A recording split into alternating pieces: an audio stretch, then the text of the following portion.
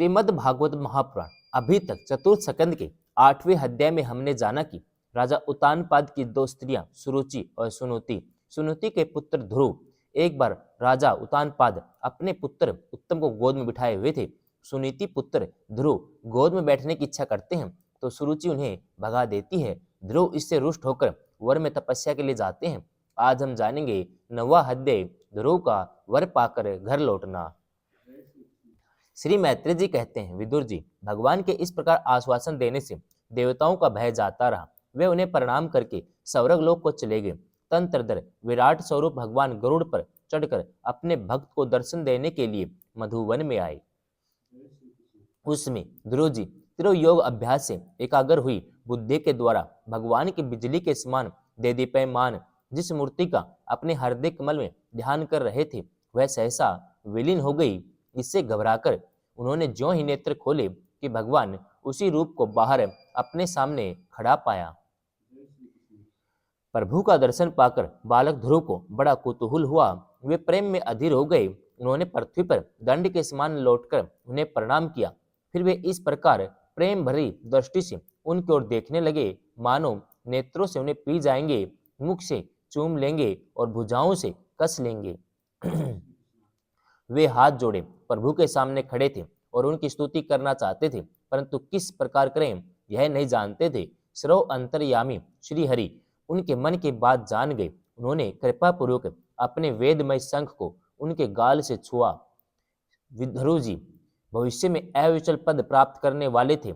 इस समय शंख का स्पर्श होते ही उन्हें वेदमय दिव्य वाणी प्राप्त हो गई। जीव और ब्रह्म के स्वरूप का भी निश्चय हो गया। वे अत्यंत भक्ति भाव से धैर्य पूर्वक विश्वविख्यात कीर्तिमान श्री हरि की स्तुति करने लगे। ध्रुव जी ने कहा, प्रभु आप सर्वशक्ति संपन्न हैं। आप ही मेरे अंतःकरण में प्रवेश कर अपने तेज से मेरी इस सोई हुई वाणी को सजीव करते हैं तथा हाथ, पैर, कान, त्वचा आदि अन्य अन्य इंद्रियों और प्राणों को भी चेतनता देते हैं। मैं आप अंतर्यामी भगवान को प्रणाम करता हूँ। भगवान आप एक ही हैं, परंतु अपनी अनंत गुणमय माया शक्ति से इस महद आदि संपूर्ण प्रपंच को रचकर अंतर्यामी रूप से उसमें प्रवेश कर जाते हैं। फिर इसके इंद्रिय आदि असत गुणों में उनके अधिष्ठात्री देवताओं के रूप में स्थित होकर अनेक रूप भासते हैं। ठीक वैसे ही जैसे तरह तरह के लकड़ियों में प्रकट हुई आग अपनी उपाधियों के द्वारा भिन्न भिन्न रूपों में भासती है। नाथ, सृष्टि के आरंभ में ब्रह्मा जी ने भी आपकी शरण लेकर आपके द्वारा दिए हुए ज्ञान के प्रभाव से ही इस जगत को सोकर उठे हुए पुरुष के समान देखा था। दीन बंधो, उन्हीं आपके चरण कमल का मुक्त पुरुष भी आश्रय लेते हैं। कोई भी कृतज्ञ पुरुष उन्हें कैसे भूल सकता है। प्रभु इन सब तुल्य शरीरों के द्वारा भोगा जाने वाला इंद्रिय और विषयों के संसर्ग से उत्पन्न सुख तो मनुष्यों को नरक में भी मिल सकता है। जो लोग इस विशेष सुख के लिए लालायित रहते हैं और जन्म मरण के बंधन से छुड़ा देने वाले कल्पत स्वरूप आपकी उपासना भगवत प्राप्ति के सिवा किसी अन्य उद्देश्य से करते हैं, उनकी बुद्धि अवश्य ही आपकी माया के द्वारा ठगी गई है। हे नाथ, आपके चरण कमलों का ध्यान करने से और आपके भक्तों के पवित्र चरित्र सुनने से प्राणियों को जो आनंद प्राप्त होता है वह निज आनंद स्वरूप ब्रह्म में भी नहीं मिल सकता। फिर जिन्हें काल की तलवार काटे डालती है उन सौरगीय विमानों से गिरने वाले पुरुषों को तो वह सुख मिल ही कैसे सकता है। अनंत परमात्मन, मुझे तो आप उन विशुद्ध हृदय महात्मा भक्तों का संग दीजिए जिनका आप में अविच्छिन्न भक्ति भाव है। उनके संग में मैं आपके गुणों और लीलाओं की कथा सुधा को पी पी कर उन्मत्त हो जाऊंगा और सहज ही इस अनेक प्रकार के दुखों से पूर्ण भयंकर संसार सागर के उस पार पहुंच जाऊंगा। कमल नाभ प्रभो, जिनका चित्त आपके चरण कमल की सुगंध में लुभाया हुआ है, उन महानुभावों का जो लोग संग करते हैं वे अपने इस अत्यंत प्रिय शरीर और इसके संबंधी पुत्र, मित्र, गृह, स्त्री आदि की शुद्धि भी नहीं करते। ऐ जन्मा परमेश्वर, मैं तो पशु, वृक्ष, पर्वत, पक्षी, सरीसृप, सर्प आदि रेंगने वाले जंतु, देवता, दैत्य, मनुष्य आदि से परिपूर्ण का महद आदि अनेकों कारणों से संपादित आपके इस सदसदात्मक स्थूल विश्व रूप को ही जानता हूँ। इससे परे जो आपका परम स्वरूप है, जिसमें वाणी की गति नहीं है, उसका मुझे पता नहीं है। भगवान, कल्प का अंत होने पर योग निद्रा में स्थित जो परम पुरुष इस संपूर्ण विश्व को अपने उदर में लीन करके शेष जी के साथ उन्हीं की गोद में शयन करते हैं, जिनके नाभि समुद्र से प्रकट हुए सर्वलोक में सुवर्ण वर्ण कमल से परम तेजो में ब्रह्मा जी उत्पन्न हुए, वे भगवान आप ही हैं। मैं आपको प्रणाम करता हूँ। प्रभो, आप अपनी अखंड चिन्मयी दृष्टि से बुद्धि की सभी अवस्थाओं के साक्षी हैं तथा नित्य मुक्त शुद्ध सत्व में सर्वज्ञ परमात्म स्वरूप निर्विकार आदि पुरुष षड ऐश्वर्य संपन्न तीनों गुणों के अधीश्वर हैं। आप जीव से सर्वथा भिन्न हैं, संसार की स्थिति के लिए यज्ञ अधिष्ठाता विष्णु रूप से विराजमान है। आपसे ही विद्या अविद्या आदि विरुद्ध गतियों वाली अनेकों शक्तियां धारावाहिक रूप से निरंतर प्रकट होती रहती हैं। आप जगत के कारण अखंड अनादि अनंत आनंदमय निर्विकार ब्रह्म स्वरूप हैं। मैं आपकी शरण में आया हूँ। भगवान, आप परम आनंद मूर्ति हैं। जो लोग ऐसा समझकर निष्काम भाव से आपका निरंतर भजन करते हैं, उनके लिए राज्य आदि भोगों की अपेक्षा आपके चरण कमलों की प्राप्ति ही भजन का सच्चा फल है। स्वामिन, यद्यपि बात ऐसी ही है तो भी गो जैसे अपने तुरंत के जन्मे हुए बछड़े को दूध पिलाती और व्याघ्र आदि से बचाती रहती है, उसी प्रकार आप भी भक्तों पर कृपा के लिए निरंतर विकल रहने के कारण हम जैसे सकाम जीवों की कामना पूर्ण करके उनकी संसार भय से रक्षा करते रहते हैं। श्री मैत्रेय जी कहते हैं, विदुर जी, जब शुभ संकल्प वाले मतिमान ध्रुव जी इस प्रकार स्तुति की, तब भक्त वत्सल भगवान उनकी प्रशंसा करते हुए कहने लगे। श्री भगवान ने कहा, उत्तम व्रत का पालन करने वाले राजकुमार, मैं तेरे हृदय का संकल्प जानता हूँ। यद्यपि उस पद का प्राप्त होना बहुत कठिन है, तो भी मैं तुझे वह देता हूँ, तेरा कल्याण हो। भद्र, जिस तेजोमय अविनाशी लोक को आज तक किसी ने प्राप्त नहीं किया, जिसके चारों ओर ग्रह नक्षत्र तारागण रूप ज्योतिष चक्र उसी प्रकार चक्कर काटता रहता है, जिस प्रकार मेढी के चारों ओर दौरे के बैल घूमते रहते हैं। कटी हुई फसल धान गेहूं आदि को कुचलने के लिए घुमाए जाने वाले बैल जिस खंबे से बंधे रहते हैं, उसका नाम मेढी होता है। अवान्तर कल्प पर्यंत रहने वाले अन्य लोगों का नाश हो जाने पर भी जो स्थिर रहता है तथा तारागण के सहित धर्म अग्नि कश्यप और शुक्र आदि नक्षत्र सप्तऋषि गण जिनकी प्रदक्षिणा किया करते हैं, वह ध्रुव लोक मैं तुझे देता हूँ। यहाँ भी जब तेरे पिता तुझे राज सिंहासन देकर वन को चले जाएंगे, तब तुम 36,000 वर्ष तक धर्म पूर्वक पृथ्वी का पालन करेगा। तेरी इंद्रियों की शक्ति ज्यों की त्यों बनी रहेगी। आगे चलकर किसी समय तेरा भाई उत्तम शिकार खेलता हुआ मारा जाएगा, तब उसकी माता सुरुचि पुत्र प्रेम में पागल होकर उसे वन में खोजती हुई दावानल में प्रवेश कर जाएगी। यज्ञ मेरी प्रिय मूर्ति है, तू अनेकों बड़ी बड़ी दक्षिणाओं वाले यज्ञों के द्वारा मेरा यजन करेगा तथा यहाँ उत्तम उत्तम भोग भोग कर अंत में मेरा ही स्मरण करेगा। इससे तू अंत में संपूर्ण लोकों के वंदनीय और सप्तऋषियों से भी ऊपर मेरे निज धाम को जाएगा, जहाँ पहुंच जाने पर फिर संसार में लौटकर नहीं आना होता है।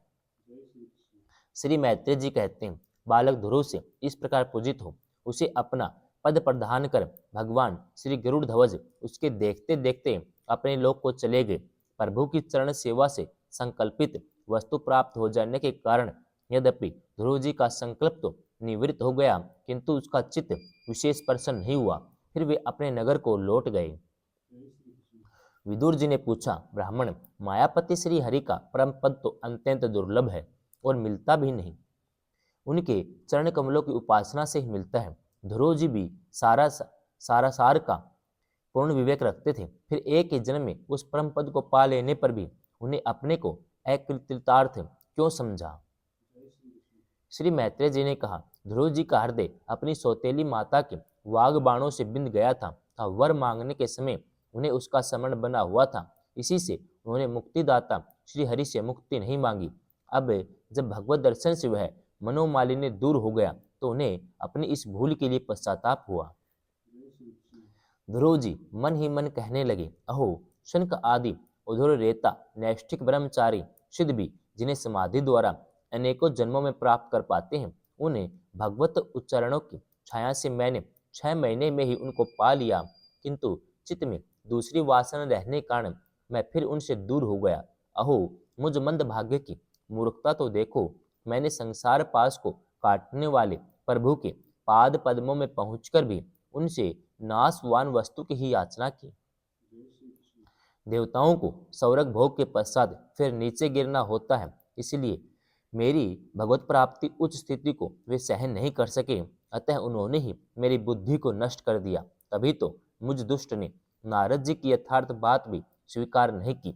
यद्यपि संसार में आत्मा के सिवा दूसरा कोई भी नहीं है, तथापि सोया हुआ मनुष्य जैसे सौपन में अपने ही कल्पना किए हुए व्याघ्र आदि से डरता है, उसी प्रकार मैंने भी भगवान की माया से मोहित होकर भाई को स्त्रु मान लिया और व्यर्थ ही द्वेष रूप हार्दिक रोग से जलने लगा।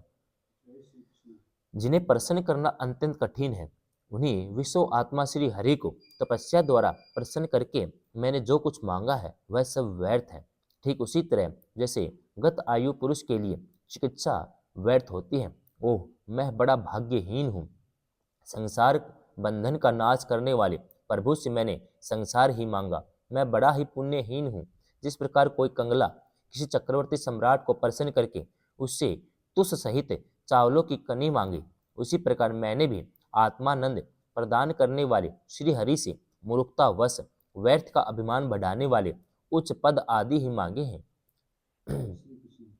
श्री मैत्रेय जी कहते हैं, तात तुम्हारी तरह जो लोग श्री मुकुंद पादारविंद मकरंद के ही मधुकर हैं, जो निरंतर प्रभु की चरण रज का सेवन करते हैं, जिनका मन अपने आप आई हुई सभी परिस्थितियों में संतुष्ट रहता है, जो भगवान से उनकी सेवा के सिवा अपने लिए और कोई भी पदार्थ नहीं मांगते।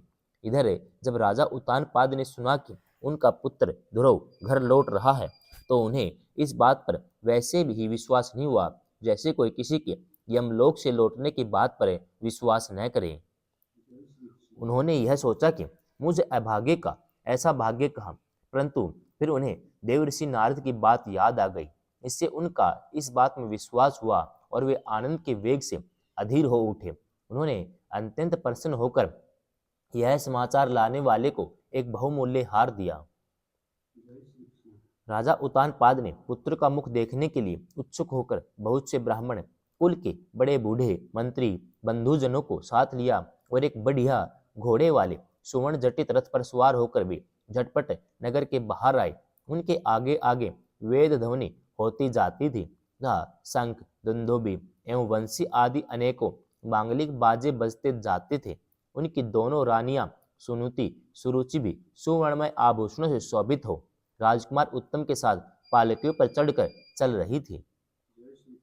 ध्रुव जी उपवन के पास आ पहुंचे। उन्हें देखते ही महाराज उत्तानपाद तुरंत रथ से उतर पड़े। पुत्र को देखने के लिए वे बहुत दिनों से उत्कंठित हो रहे थे। उन्होंने झटपट आगे बढ़कर प्रेम आतुर हो लंबी लंबी सांसें लेते हुए ध्रुव जी को भुजाओं में भर लिया।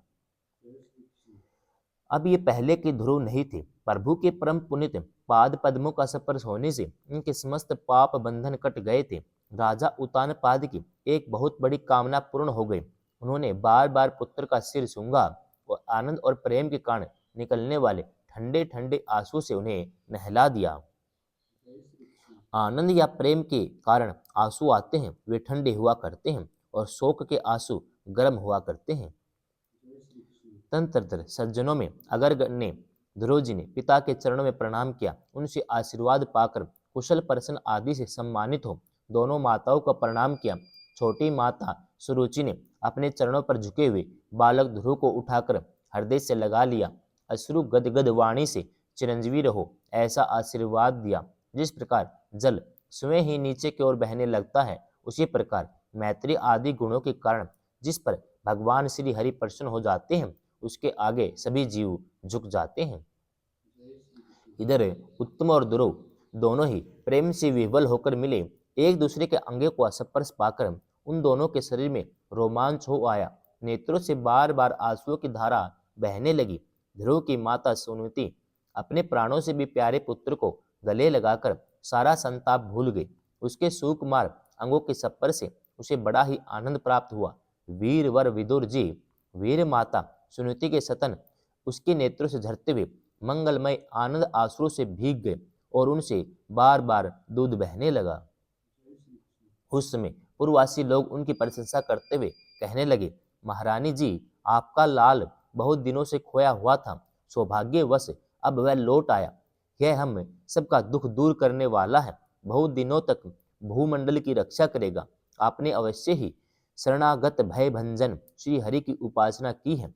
उसका निरंतर ध्यान करने वाले धीर पुरुष परम दुर्जय मृत्यु को भी जीत लेते हैं। विदुर जी, इस प्रकार जब सभी लोग ध्रुव के प्रति अपना लाड प्यार प्रकट कर रहे थे, उसी समय उनके भाई उत्तम के सहित अथेनी पर चढ़ाकर महाराज उत्तानपाद ने बड़े बड़े हर्ष के साथ राजधानी में प्रवेश किया। उस समय सभी लोग उनके भाग्य की बड़ाई कर रहे थे। नगर में जहां तहां मगर के आकार के सुंदर दरवाजे बनाए गए थे, फल फूलों के गुच्छों के सहित केले के खंभे और सुपारी के पौधे सजाए गए थे। द्वार द्वार पर दीपक के सहित जल के कलश रखे हुए थे, जो आम के पत्तों, वस्त्रों, पुष्पमालाओं तथा मोती की लड़ियों से सुसज्जित थे। जिन अनेकों परकोटों, फाटकों और महलों से नगरी सुशोभित थी, उन सबको सुवर्ण की सामग्री से सजाया गया था तथा उनके कंगूरे विमानों के शिखरों के समान चमक रहे थे। नगर के चौक, गलियों, अटारियों और सड़कों को झाड़ बुहार कर उन पर चंदन का छिड़काव किया गया था और जहां तहां खील, चावल, पुष्प, फल, जो अन्य मांगलिक उपहार सामग्रियां सजी हुई थी। ध्रुव जी राजमार्ग से जा रहे थे, उसमें जहां तहां नगर की शीलवती सुंदरियां उन्हें देखने को एकत्रित हो रही थी। उन्होंने वात्सल्य भाव से अनेकों सु आशीर्वाद देते हुए उन पर सफेद सरसों, अक्षत, दही, जल, दुर्वा, पुष्प, फलों की वर्षा की। इस प्रकार उनके मनोहर गीत सुनते हुए ध्रुव जी ने अपने पिता के महल में प्रवेश किया। वह श्रेष्ठ भवन महामूल्य मणियों की लड़ियों से सुसज्जित था। उसमें अपने पिता के लाड प्यार का सुख भोगते हुए वे उसी प्रकार आनंद पूर्वक रहने लगे जैसे स्वर्ग लोक में देवता लोग रहते हैं। वहां दूध के फेन के समान सफेद और कोमल शैयाएं, हाथी दांत के पलंग, सुनहरी कामदार पर्दे, बहुमूल्य आसन, बहुत सा सोने का सामान था। उसकी स्फटिक और महामरकत मणि पन्ने की दीवारों में रत्नों की बनी हुई स्त्री मूर्तियों पर रखे हुए मणिमय दीपक जगमगा रहे थे।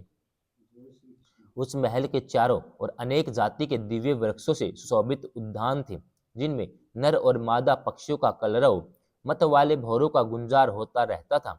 उन बगीचों में वैदूर मणि पुखराज की सीढ़ियों से शोभित बावलियां थी, जिनमें लाल, नीले और सफेद रंग के कमल खिले रहते थे तथा हंस, कारंडव, चकवा, सारस आदि पक्षी क्रीड़ा करते रहते थे। राज ऋषि उत्तानपाद ने अपने पुत्र के अति अद्भुत प्रभाव की बात देवर्षि नारद से पहले ही सुन रखी थी। अब उसे प्रत्यक्ष वैसा ही देखकर उन्हें बड़ा आश्चर्य हुआ। फिर यह देखकर कि अब ध्रुव तरुण अवस्था को प्राप्त हो गए हैं, अमात्य वर्ग से उन्हें आदर की दृष्टि से देखते हैं, प्रजा का भी उस पर अनुराग है, उन्होंने उन्हें निखिल भूमंडल के राज्य पर अभिषिक्त कर दिया और आप वृद्ध अवस्था आई जानकर आत्म स्वरूप का चिंतन करते हुए संसार से विरक्त होकर वन को चल दिए। 9वां अध्याय समाप्तम।